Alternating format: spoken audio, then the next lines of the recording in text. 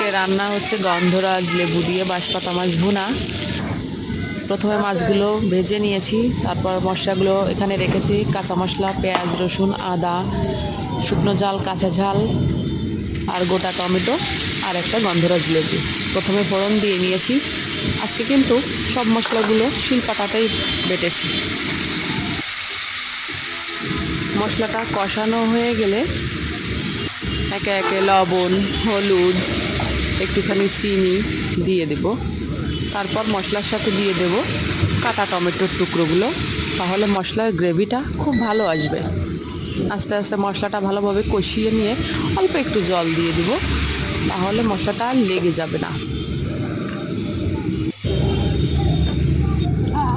তারপর এই পাশে ভাজা মাছগুলো রেখেছি উঠিয়ে।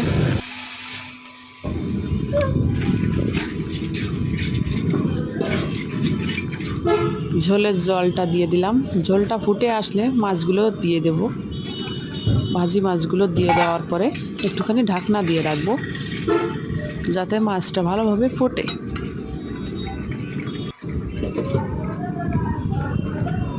কিছুক্ষণ পর ঢাকনাটা খুলে নিব। তারপর এই পাশে রেখেছি গন্ধরাজ লেবুটা কুড়িয়ে রেখেছি একটু। এই দেখুন, কুড়ানি দিয়ে গন্ধরাজের খোসাটা মাছের উপরে ছড়িয়ে দেব এভাবে, তাহলে কিন্তু মাছে গন্ধটা খুব সুন্দর আসবে। মাছের একটা নিজস্ব গন্ধ আছে, যার জন্য এই লেবু খোসাটা দেওয়ার পরে গন্ধটা চলে যায়।